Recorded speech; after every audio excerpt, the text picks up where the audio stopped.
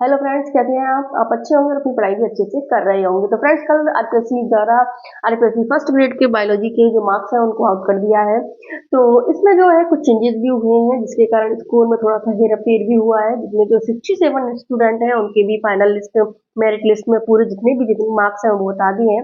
Video में बात करूंगी कि मेरा एक्चुअल स्कोर का क्या रहा, और इसके अलावा यानी का जो नंबर मैं आपको बता रही थी उसमें क्या कितना फर्क आया। साथ में मैं बताऊंगी कि आपको कि कितने क्वेश्चन में चेंजेस आया है जो पहले वाली आरपीएससी ने आंसर की जारी की थी फाइनल आंसर की में, जिसके कारण कुछ कुछ स्टूडेंट है उनके मार्क्स में बदलाव हुआ है। क्वेश्चन ऐसे हैं जिनका आरपीएससी ने गलत आंसर भी माना है। तो इस सारी जो चर्चा है आज की वीडियो में हम करने वाले हैं, तो बने रहिए और पूरी वीडियो को देखिए। तो आरपीएससी फर्स्ट ग्रेड बायोलॉजी में जो कल 6 अप्रैल को आरपीएससी ने बायोलॉजी के जो मार्क लिस्ट है वो जारी कर दी है। तो जिनके भी जो मेन लिस्ट में सिलेक्शन हुआ है उनकी सबकी लिस्ट जारी की है, जिनमें जो फर्स्ट रैंक पे थी जो ओबीसी की वुमेन है, इसमें है रीना करके है और इनके मार्क्स आए हैं 305.62 मार्क्स हैं। सेकंड नंबर पे है जो भी वुमेन है ओबीसी से और इनके मार्क्स हैं 302.30।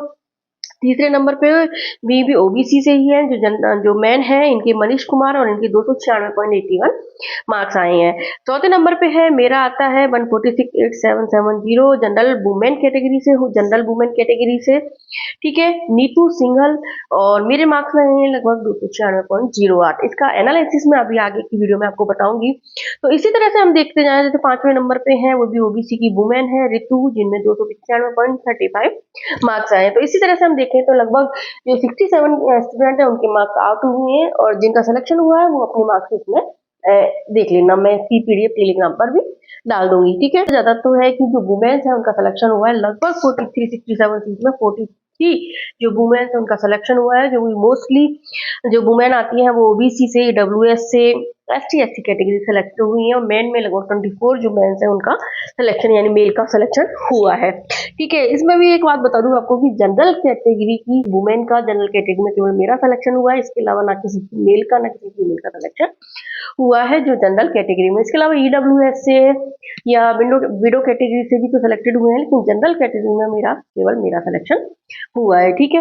अब तो ये तो बात हो गई कि जो मेन मार्क लिस्ट है जो जारी की थी आरपीएससी ने, उसमें क्या जो स्कोर है वो रहा है, यानी स्टार्टिंग 305 नंबर से इन्होंने की है। अब इसका बात बताती हूँ अपने कि मेरा क्या स्कोर रहा। तो स्कोर तो मैंने आपको जैसे अभी बता दिया कि मेरा 296.08 का स्कोर रहा था, जिसमें मैं बात करूँ जैसे मेरा नीतू सिंघल है, जनरल वुमेन कैटेगरी से हूँ, और इसमें मैं अलग अलग मार्क्स आपको बता देती हूँ। जो फर्स्ट पेपर में मेरे 77.03 मार्क्स आए हैं, और जो बायोलॉजी वाला पेपर है उसमें मेरे 219.05 मार्क्स आए हैं, यानी 296.08 मार्क्स मेरे टोटल आए हैं, जिसमें मैं आपको लगभग 80 मार्क्स इसमें आपको बता रही थी जब भी वीडियो में है, मेरे से किसी ने पूछा था उसके लिए, और इसमें मैंने लगभग 225 मार्क्स है वो मेरे बताए थे, और लगभग मैं 305 मार्क्स इसमें मैं बता रही थी। तो अब स्टूडेंट का ये क्वेश्चन या कमेंट रहेगा कि मैम आप 305 मार्क्स बता रहे थे और अब आपके मार्क्स का फर्क कैसे आया। तो वो भी मैं आपको बता देती हूँ कि जो फाइनल जो आंसर की आरपीएससी ने जारी की है और जो पहले वाली आरपीएससी ने आंसर की जारी की है, उसमें से 4 जो क्वेश्चन है उनके आंसर्स को उन्होंने चेंज किया है। तो जैसे फर्स्ट पेपर की हम बात करें तो फर्स्ट पेपर में तो मेरा कोई ज्यादा चेंजेस नहीं है आया है। इसमें मेरा एक क्वेश्चन था मेरा ये वाला, जो इसको लेकर मेरा थोड़ा डिस्प्यूट था, तो मुझे लग रहा था कि शायद इसमें मेरा सही हो जाएगा आंसर, तो इन्होंने शायद हो सकता है गलत मान लिया और नेगेटिव करने के बाद ये मेरा गलत हो गया। तो मेरे इसको मिला के 81 रहे थे, और इस तरह से हम निकाल लें तो मेरा 77 स्कोर हो गया। तो इसमें तो कोई ज्यादा चेंजेस मेरे हुए नहीं है। अब मैं आपको बताऊं सेकंड पेपर की बात करते हैं। तो सेकंड पेपर में इन्होंने जो आंसर की जारी की है, उस आंसर की में उन्होंने 4-5 क्वेश्चंस के आंसर है वो जो प्रोविजन लिस्ट के साथ जो आंसर की जारी की थी उन्होंने, उससे इन्होंने फाइनल आंसर की आंसर चेंज किए हैं, और 3 क्वेश्चंस के आंसर है इन्होंने डिलीट कर दिए। तो इससे जो मार्क्स में बहुत अधिक फर्क आया। अब इसमें मैं बताऊं कि मुझे कहाँ चेंजेस मिले जिससे मेरे 5 से 7 मार्क्स का जो फर्क है वो आया है। तो एक क्वेश्चन था मेरा 43 नंबर जो मेरा सही था, इन्होंने फिर इसको अब गलत मान लिया है। तो पहले जो आंसर माना था इसका 2 नंबर माना था शायद, और अब इसको इन्होंने 4 नंबर मान लिया है, तो ये मेरा उन्होंने गलत मान लिया। मैं साथ में क्वेश्चन आपको बताती जा रही हूँ। नंबर क्वेश्चन था, इसका आंसर एम्बोली अंतरण के दौरान किन कोशिकाओं का अंतर प्रवसन होता है।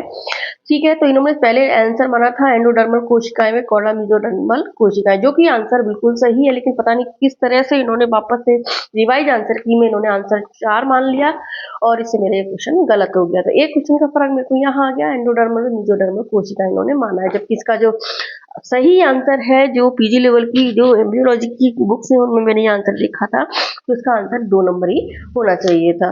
ठीक है, दूसरा इसकी हम बात करें तो जैसे 68, अच्छा 68 क्वेश्चन तो मेरा सही था, उन्होंने सही भी मान लिया। ठीक है, तो इसका मुझको बेनिफिट हुआ। फिर दूसरा क्वेश्चन की हम बात करें 82 नंबर, 82 नंबर जो क्वेश्चन था इन्होंने उसको भी मेरा गलत माना है। नंबर के जो क्वेश्चन है उनमें जैसे निम्नलिखित में से कौन सी प्रक्रिया का उपयोग कोशिकाओं से कोशिकांगों को माप आकार के आधार पर अलग करने के लिए किया जाता है।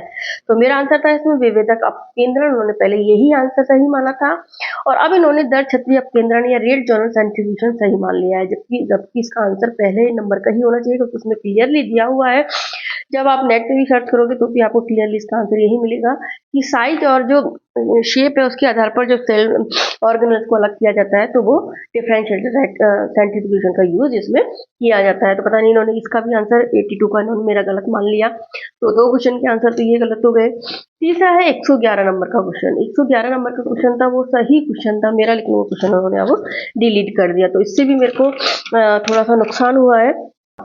111 नंबर का क्वेश्चन था, उसमें पहले इन्होंने माना था कि नामकरण के विषय में कौन सा कथन असत्य है। इसमें 4 नंबर आंसर था, उन्होंने वही द्विनाम पद्धति पुनर्पदनाम अनुमत है, यही क्वेश्चन का आंसर सही माना था, लेकिन अब इस क्वेश्चन को पता नहीं इन्होंने क्यों डिलीट कर दिया, जबकि इसमें क्लियरली लिखा हुआ है कि तीनों आंसर है वो सही है, केवल चौथा ही इसमें गलत है, लेकिन उन्होंने इस आंसर को गलत कर दिया, तो इससे भी मेरे को एक नुकसान, थोड़ा सा नुकसान हो गया।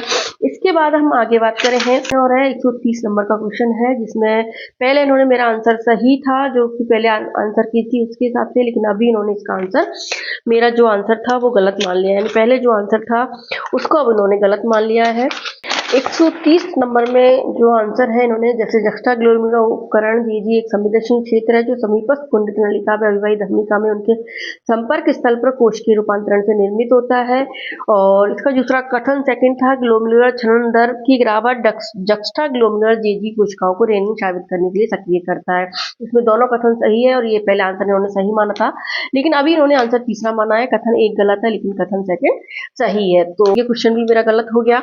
तो इस तरह से देखें तो मेरे जो 3 क्वेश्चंस हैं उनका इफेक्ट आया और 3 क्वेश्चन के गलत होने के कारण और नेगेटिव मार्किंग को मिलाने एक क्वेश्चन का डिलीट होने से मेरा जो है 4 क्वेश्चन के इफेक्ट पड़ गया और उसी इफेक्ट के कारण मेरा लगभग जो 305 का स्कोर था उससे 296 स्कोर रह गया, यानी 8 नंबर का इसमें मेरा फर्क आ गया था। तो आपको ये भी क्यूरियोसिटी अब दूर हो गई होगी कि मेरा कितने मार्क्स में क्या फ़र्क आया है, कितने क्वेश्चंस के आंसर इन्होंने गलत माने हैं। इसमें अभी अब मैं बता दूं कि 3-4 क्वेश्चंस 5 क्वेश्चंस के आंसर को चेंज किया है और 3 क्वेश्चंस इन्होंने डिलीट किए हैं। तो इस तरह से जो अधिकतर स्टूडेंट हैं उनके कई स्टूडेंट जो बेचारे बिल्कुल कहते हैं ना कि करीब थे और वो भी स्टूडेंट में हो सकता है उनके क्वेश्चंस की वजह से वो बाहर हो गए हों। तो ये मेरा स्कोर जो मेरा स्कोर रहा मैंने जैसे उस डिटेल में आपको बता दिया था। आपने जो मार्क्स लिस्ट आई है अगर जो स्टूडेंट के मार्क्स हैं वो अपने देख लेना इसमें। और अगर कोई स्टूडेंट जो मेरे से जुड़ा तो मुझे बताना कि आप कौन सी जगह से हैं, कौन से प्लेस से है, ताकि अगर वीडियो अच्छी लगे तो प्लीज़ वीडियो को लाइक कर दो, चैनल को सब्सक्राइब कर लो और भी लोगों को शेयर करो ताकि उन्हें भी इसका फायदा मिल सके। मिलते हैं फिर अगली वीडियो में, बाय बाय, थैंक यू।